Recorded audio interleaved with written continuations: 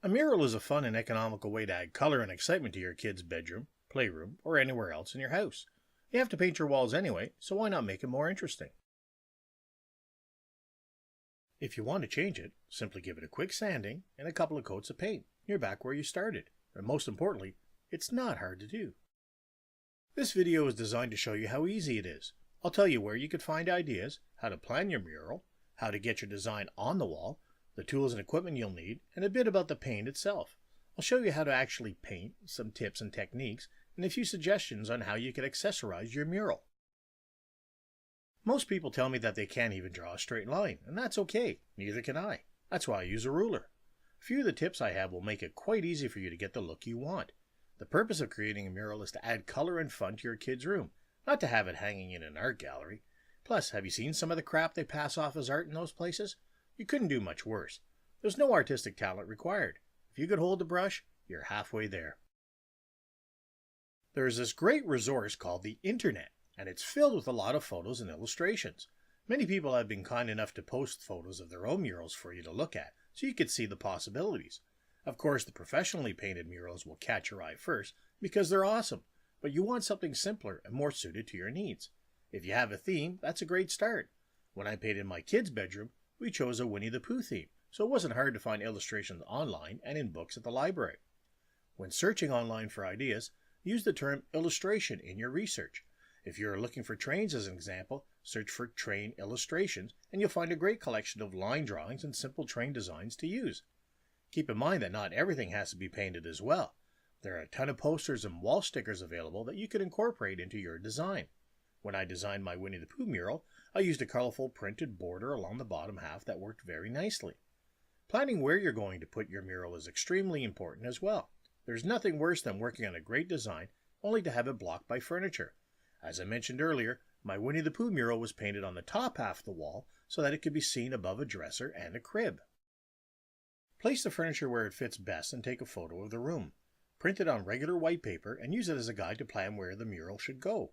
Furniture may cover some parts of the mural, but with the printout you will be able to actually plan that the main features are visible. Your mural doesn't have to be on just one wall or cover every available space. You could paint your design on one wall and have the ends of it continue onto the next wall slightly. You could also paint just the corner of the room by painting on half the wall to the left and half the wall to the right.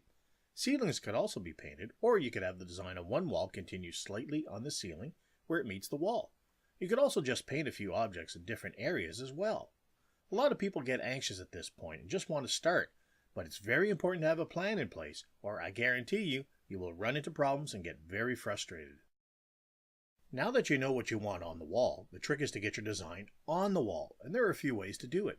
The first would be to actually draw the design in pencil. This can intimidate some people, but don't worry, it's not that hard. Start by doing a rough layout of your whole design first, based on your plan. This is to keep you from running out of room or having too much space left uncovered. Just a few lines here and there will help make sure your design is going where it's supposed to. Once you know where everything is positioned, start drawing. Use a regular lead pencil, since pencil crayons are wax-based and will actually repel paint. Draw lines that are dark enough to see, but not too dark, just in case the paint doesn't quite cover it. There are a lot of tools you could use to draw with. Rulers and yardsticks are great for making lines, while plates and bowls are ideal for using as a template to make circles or curved lines. There are all sorts of stencils available to buy, or you can make your own to create your own pattern. Just take a piece of cardstock or cardboard, draw your design and carefully cut it out, and you're good to go. Another great way to get your design on your wall is to use an overhead projector or a portable projector that you could attach to a computer. You can ask your kid's school if you could borrow an overhead projector for them for a weekend. Not every school has gone digital, so they may have one or two lying around. You may, however, need to photocopy your design onto a piece of clear acetate if your paper copy doesn't project onto the wall clearly. Using a projector that is attached to a computer or laptop would be ideal. You could scan your design and project it on the wall, or if you know how to use a graphics program, you could create the design right on the computer. When using a projector, make sure that it's level so that your design does not become distorted.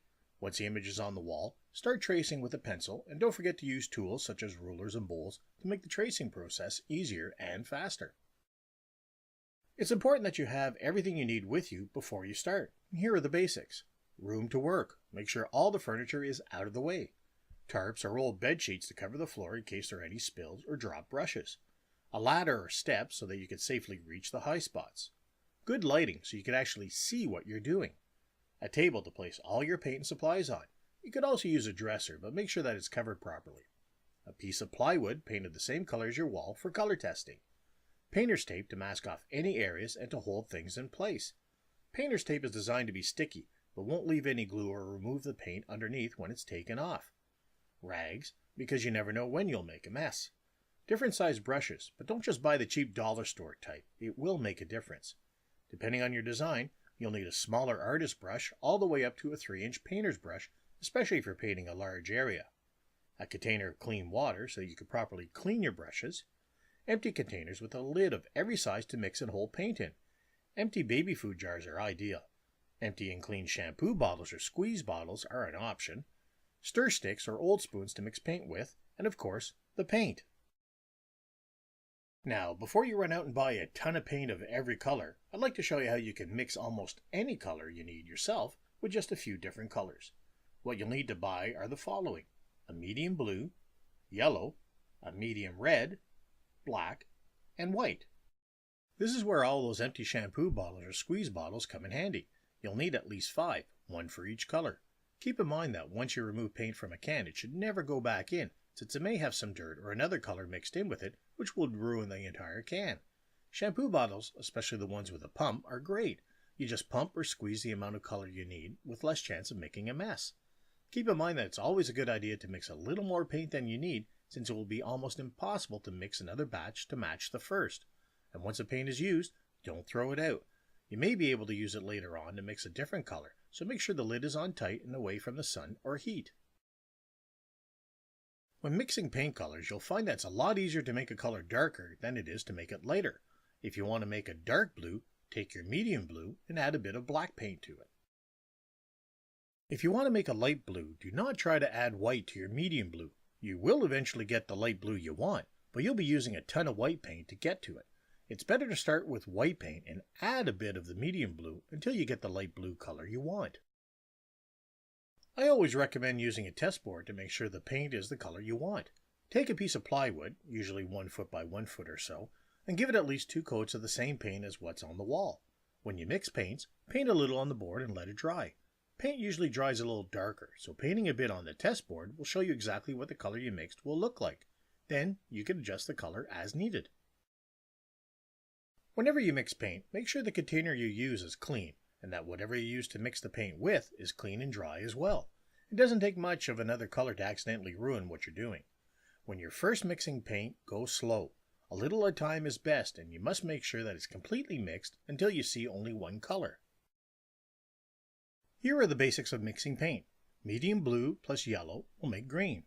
Medium red plus yellow gives you orange.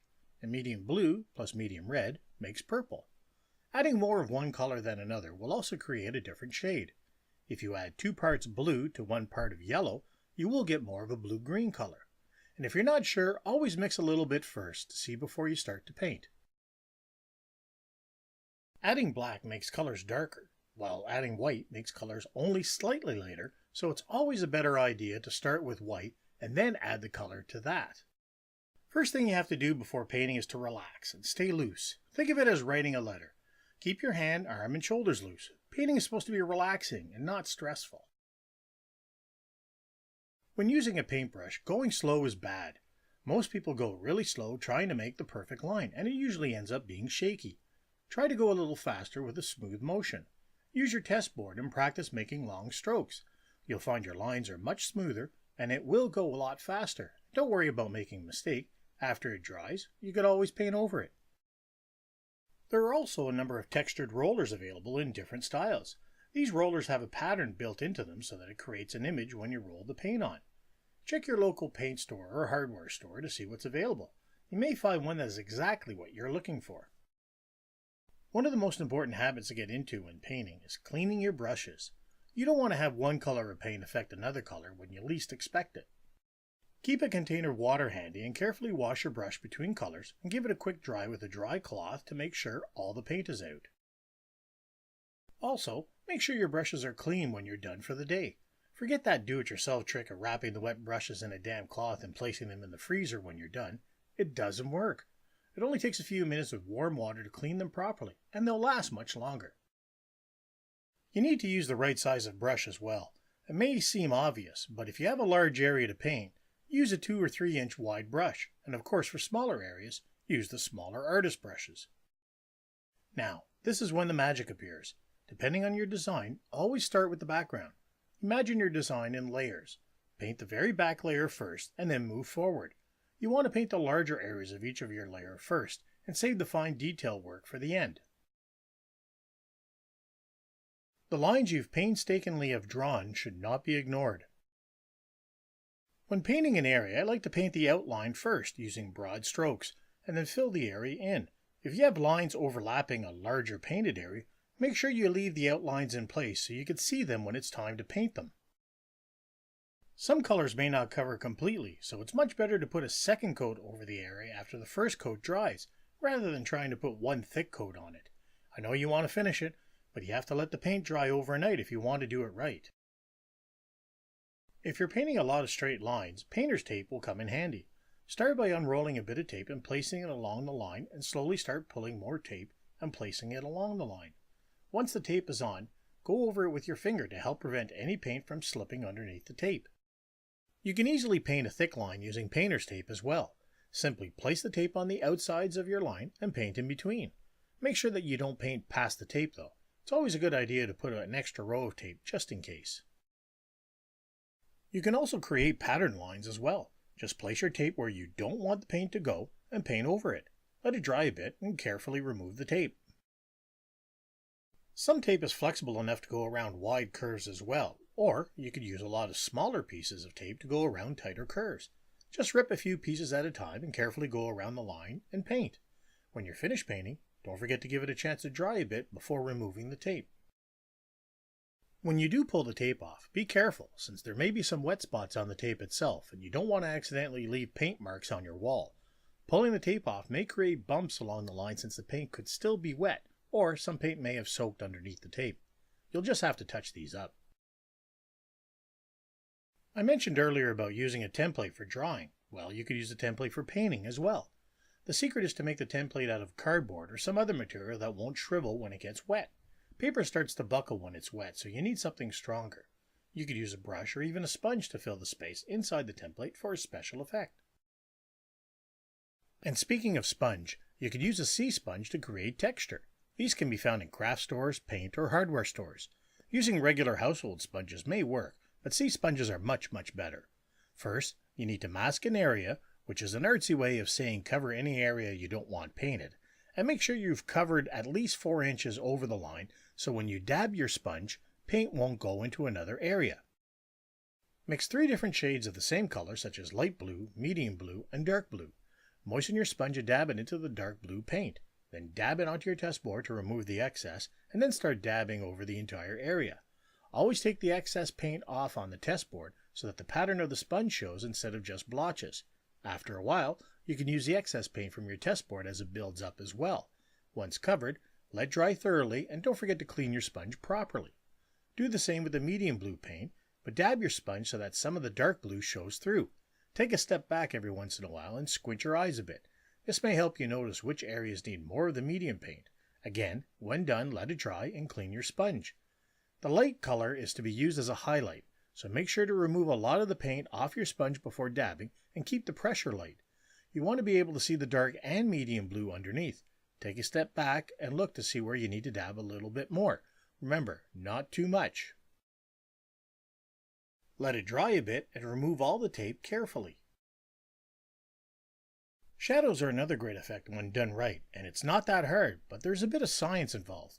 There are basically 2 types of shadows, a shadow around the object and a shadow on the object. Many times an object can have both. First thing you need to do is determine where your light source is coming from, and remember that shadows always appear opposite your light source. You also have to remember to put a shadow on everything else as well, just to keep it consistent. A shadow is basically a darker color of the background the shadow is on. If a shadow is being cast onto a medium blue surface, the shadow will be a slightly darker blue. If the shadow is on a yellow background, the shadow will be a darker yellow. It's really that simple. You could get more complicated shadows, but you should keep it simple. A little bit of shadow will give your design some depth and look more three-dimensional. You can also add items to your mural as well. You could add photographs in frames that are painted to match your design. You could add objects to the wall, just like these cut-out birds, or even butterflies. Just make sure that's secured to the wall properly so that it doesn't fall on the little ones. You will be your harshest critic. Most people show their work and start by saying that it's not very good. The purpose of the mural is to add color and fun to your kid's room. Remember, it's not going to hang in an art gallery, so take it easy on yourself. The kids won't complain that it's not perfect, but they will brag about it to their friends, and in a few years they will look back at old photos of their room and realize just how much time, effort, and love you put into making a part of their life more colorful and fun.